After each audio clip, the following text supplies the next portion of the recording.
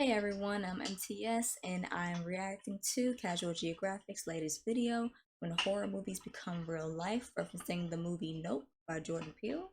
I did see the movie a month ago with my father, and I think I know what scene he's going to be referencing in the movie. No spoilers.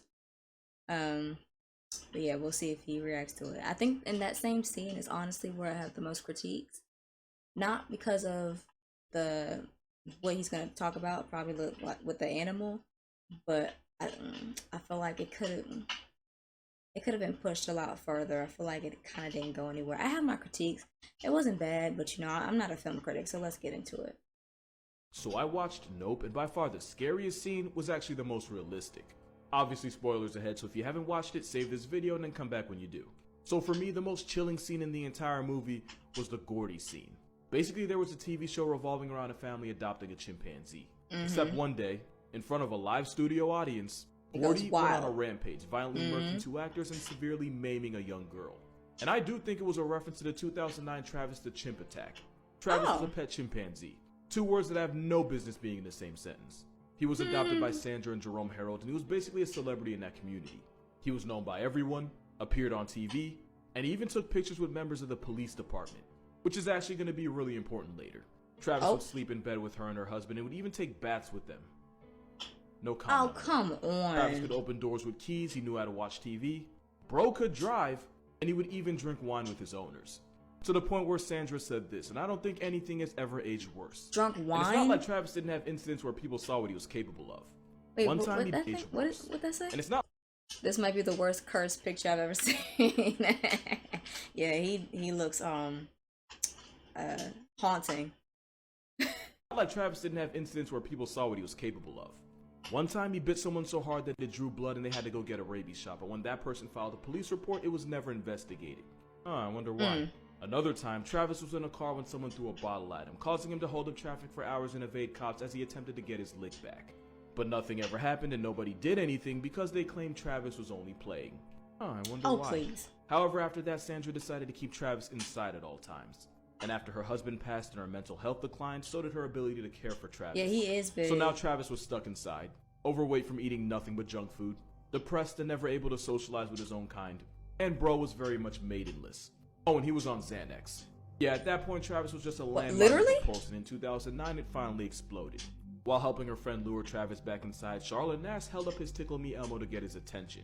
Travis charged and proceeded to horrifically maul her. Travis brutally mutilated the woman, even after getting hit in the head with a shovel and stabbed in the back with a butcher knife. Eventually, Travis was put down and Charlotte Nash survived. But her face and hand had literally been torn off. It was so bad that first responders and cops needed therapy after witnessing the carnage. And Nope actually referenced her, as a disfigured child star is seen wearing a veil, the same kind Charlotte would wear after the attack. Not to mention Gordy and Travis died in the exact same way. And in both cases, a wild animal is treated as a commodity and exploited. The result traumatized everyone involved. But at the end of the day, Travis was the biggest victim in all this, along with Charlotte Nash. He should have been living his best life in the jungle as a wild animal. Instead, he was drinking wine and taking Xanax as someone's flex. So if you're ever rewatching this movie, keep in mind that this actually happened. Here's some more facts about the Travis Chimp incident. Basically stuff I left out in the first I want to know more. I figured would be important to know. After the first incident where Travis held up traffic for hours, Connecticut actually ended up passing a law where you couldn't own a primate heavier than 50 pounds. By the time of the attack, he was pushing past 200. But the law didn't apply to Travis because people assumed that the Heralds had him for so long that he was considered not to be a public threat. Sandra Harold was actually warned by an animal control officer that once Travis reached maturity, he'd be more prone to violent and aggressive tendencies, like male chimps in the wild. Especially since he wouldn't have an outlet for certain urges he would get once he became mature. But obviously, Sandra didn't listen. Now, a lot of people blame Sandra for the event, and I'm one of them. But I think it is worth mentioning that in 2000, her only daughter tragically passed in a car accident, causing her to literally see and treat Travis as a child, since she had one. And when her husband died a couple years later, Travis was literally all she had. Not justifying it at all, but, you know, it's complicated. Travis was also visibly depressed at the loss of his adoptive father. After his death, Travis would apparently take pictures of Jerome Harold off the wall and hold them tightly, clearly mourning. According to reports, Travis had been prescribed Xanax by a vet to help him calm down. He was even given Xanax-laced tea the day of the attack. Xanax is often used to help treat anxiety, but it can also cause hallucination, rage, and mania. After horrifically mauling Charlotte Nash, Travis was shot 4 times. Mortally wounded, Travis went back to the house and passed away right next to his cage, which you have to assume is his safe space. Right. On a wholesome note, Charlotte Nash actually ended up undergoing a face transplant and actually seems to be doing a lot better these days. And according to her, she's no longer in pain and doesn't even seem to really remember the attack, just what people tell her about it. And honestly, it's probably because better. that was super traumatic. Despite all she's been through, she's still managing to stay positive. Also, after the police officer who put down Travis was denied therapy, laws were passed to make sure cops that had to use lethal force on an animal could receive therapy for mental and emotional recovery. On this episode of Why No Human Should Ever Try to Own a Chimp is a story that, if I'm being honest, kind of messed me up the first time I heard it. Yeah, more than Travis. Former NASCAR driver St. James Davis and his wife LaDonna had a chimp they had adopted from Tanzania named Mo. And before you say it, no, this story isn't going in the direction you think it is. The couple treated Mo like he was their son, dressing him up, bathing him, and they even taught him how to use the toilet. Mo was even the best man at their wedding. But after an incident in 1998 where Mo attacked and bit an officer, the couple were forced to give up Mo to a wildlife rescue center in California. But they loved him, and this didn't stop them from visiting Mo regularly. One day in 2005, the couple were celebrating Mo's 39th birthday and even brought him his own cake. So, important fact about chimps. Chimpanzee society works as a hierarchy, where low ranks are often bullied and forced to give up food to their superiors who get first servings. That structure is actually why baboons have become a real problem in parts of South Africa. You see, they tell you not to feed the baboons because when you do, not only are the baboons associating people with food, which is bad, it also means they start seeing all humans as low ranks and start expecting food, which is worse. This would be important for two reasons. Reason number one, 2 other chimps saw the couple give Mo the birthday cake. Reason number 2, that was a really bad time for those 2 chimps to escape. The 2 chimps violently confronted them and one of them bit off LaDonna's thumb. And to protect his wife, St. James Davis put himself between his wife and the chimps. What followed was, without exaggeration, one of the most horrifically brutal attacks I've ever read about. The 2 chimps mauled and mutilated the man, and if you read about exactly how they did it, it didn't seem like the chimps were trying to end him. It seemed like they were actively trying to torture him. One chimp chewed his finger off while another gouged his eye out. In what seems like a common chimp move, they essentially tore most of his face off. They even went as far as to chew off his genitals and a good chunk of his rear end, which is another thing chimps are infamous for. They basically did everything but murk him. Keep in mind, this was all over a birthday cake. And at this point, you might be wondering where Mo was when this was all going down. As a chimp that grew up around nothing but humans, the event terrified him so much that he appeared paralyzed. Eventually, a couple workers put the chimps down, but by the time they did, the damage was already done. Former high school football player and NASCAR driver James Davis had pretty much been torn to shreds. He nearly bled out 3 times on the way to the hospital, and the first 2 places wouldn't even take him. Someone even said they might as well just drop him at the coroner's office. Eventually, he was taken to a trauma center where he'd go on to have about 12 surgeries and would even be medically induced into a coma. Against virtually every force of nature, Davis survived and was discharged 6 months later. The moral of the story is still the same. Davis had spent nearly 30 years of his life living with a chimp, and all it took was bad luck and a birthday cake to nearly flatline him. It just goes to show, chimps are really good at being wild animals, but really bad at being pets. So I watched Nope, and without spoiling too much, it reminded me of something that actually happened. And I'm just gonna put that right there. This is Timothy Treadwell. If that name sounds familiar, then you know what time it is. I think it's important to mention he wasn't like a zoologist or an educator or something. He was a dude that auditioned for Cheers and then lost out to Woody Harrelson. That caused him to spiral down the path of things I cannot talk about on here. Let's just say he had his demons and his demons had hands. But he turned his life around after going on a trip to Alaska with a buddy and observing bears up close. He decided right then and there that he'd dedicate his entire life to bears. Yeah. For over a decade, he watched, studied, recorded, and even directly interacted with bears. He would get extremely close to them and would sometimes even play with bear cubs, because he claimed that he had their trust. And if you watch Nope, you know exactly where this is finna go. Now, I will say Treadwell did try to make an impact by traveling all over as an activist trying to educate the public about bears and why they should be protected, but he also threatened their lives by getting way too close. And as time went on, he started getting cocky, which led him to do the unthinkable. So a little fun fact about bears, before they hibernate, they have to eat and put on as much weight as possible. The competition for food makes them 1,000 times more aggressive and infinitely more of a death sentence to be around. Against literally everyone's warning, he chose this time to go camping around them. Not only that, but he purposely set up his camp around a known bear trail so that bears would walk right past his tent. Not only that, but he refused to carry bear spray because the Steve Irwin stereotype figured that bears trusted him so much that he never needed. And not only that, he brought his girlfriend with him. So pretty much he chose the worst place at a worst time with no way to defend himself. You know where it goes from here. On October 5th, 2003, Treadwell spoke to a friend about how much fun he was having. On October 6th, rangers found his and his girlfriend's half-eaten corpses around their campsite. But the most disturbing part? A video camera was actually left on as the grizzly attacked them. Another cute little fact about bears, they don't wait until you flatline, they just start eating. Yeah. Which meant there was a 6-minute audio recorded of him screaming in agony as he was getting mauled and eaten alive while his girlfriend could only watch. And since she was also screaming, the bear eventually went after her too. Right. The audio was so graphic and traumatizing that it was never released to the public. You can find reenactments based on what happened on YouTube, but the original was vaulted out of respect for the family. Dang. Also, the bear that was found guilty of being a bear was tracked down and put out of commission. Obviously, soul eviction by bear is the worst way to meet God, and nobody deserves that. But bro literally asked for it, and it all could have been avoided with one word. Nope. Yeah, shout out to this comment, because I honestly don't know how I didn't talk about them already. So Siegfried and Roy I heard were about two this German incident. entertainers who blew up from their magic act. They were basically the magic what the Beatles were to rock. And their act They often talked about this incident on the news. So yeah, I heard about this one. involved exotic animals, but especially big cats like tigers. You probably know how this movie ends. For years, the two became world famous for their performances, and especially for the ways that incorporate the wild animals. And you'd get the sense that they genuinely cared for all of their animals. Especially Roy, who had been around wild exotic animals since he was 10. And it was during a show on Roy's birthday that he performed his usual act with Manticore. That's right, it was on his birthday. 400-pound white tiger.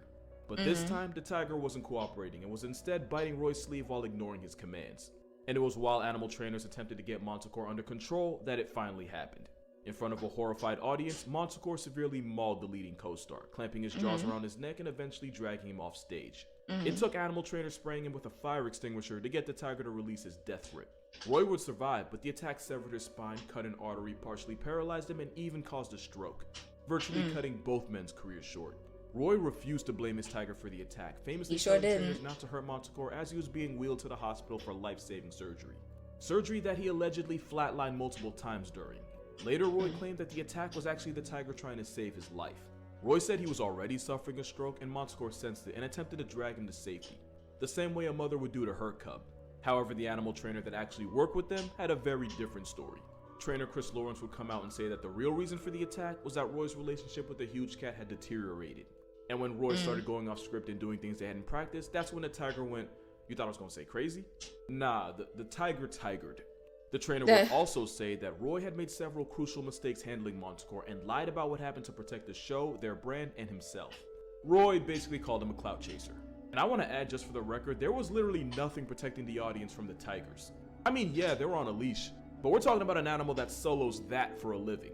Your leash means nothing. But I guess after several years of performing, Roy and Siegfried figured they had complete control over the big cats. No spoilers, but major nope vibes. But yeah, long story short, wild animal went wild animal. But why am I bringing this up? Well, a couple reasons.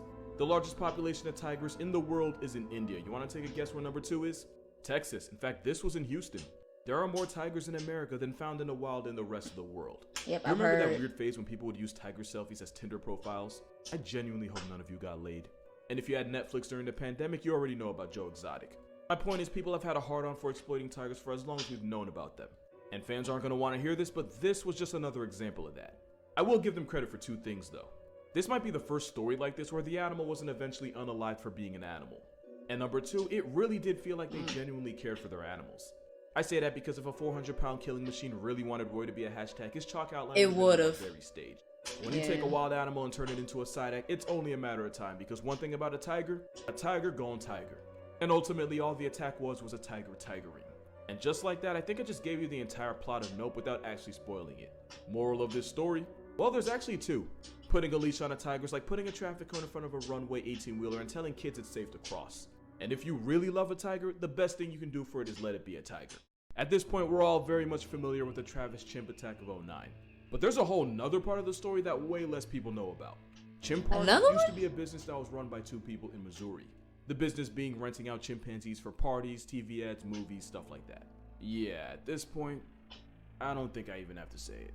Take a shot for every bad decision you've heard in this video. If you're still alive by the end, you just weren't paying attention. Anyway, in 2001, 3 chimpanzees escaped from Chimp Party and wandered down the road. And by escaped, I mean they walked through an unlocked door. The chimps eventually ran into an 18-year-old Jason Coates and a couple of his friends. Chimp activity followed. The 3 chimps charged at the teens, who were chased into their car. And it was at this point where one of the chimps named Susie noticed Jason's dog and went after him. Jason did what any respectable dog father would do. Jason managed to escape into his house while his friends and dog were still in danger and returned with a shotgun. Now, what happened next depends on who you ask. Some say Jason put down Susie after she had already been tranquilized and was no longer a threat. Jason said his friends and dog were still being attacked when he ultimately pulled the trigger. The price of defending his loved ones was that Jason was charged with misdemeanor animal abuse, and the 18-year-old even served 30 days in jail. He was even hit with felony destruction of private property, the private property being the chimp that threatened his life. And while serving his time, Jason actually ended up missing the birth of his first child. Chimp Party, which later became the Missouri Chimp Foundation, ended up being forced to give away their chimps in 2020 and 2021 after PETA claimed the apes were being held in poor, unsanitary conditions. You know, it takes a lot for me to side with PETA. I'd say this was a lot. But why am I telling you this story from 20 years ago? Well, Susie, the chimp that got gunned down, yeah, that was Travis's mother. Travis had already been sold by the breeders and was living with the Heralds when it all went down. And 8 years later, Travis would meet his end the exact same way as his mother. Only this time, it wasn't before someone got seriously hurt. Moral of this story? It takes a special type of people to make PETA the good guy. Well, that was pretty tragic. But as far as Nope is concerned, I know he's saying he kind of spoiled it, but he didn't really. If you didn't see it, go ahead and watch it. And formulate your own opinions, because I know it has divided people. And but I figured he was gonna talk about the chimp scene, spoiler slash no spoiler. I mean, if you like you said, if you watch this, then you've probably seen the movie. So yeah, that chimp scene, I figured he was gonna talk about that, especially because the thumbnail had chimps on it. So yeah, that was definitely when horror movies become real life. However, the horror entity in Nope is definitely not what you expect. I'll say that. So go ahead and check it out if you haven't, and let me know what you think about it. So, thanks for watching. Please don't forget to like, share, and subscribe, and I'll see you in the next video. Peace.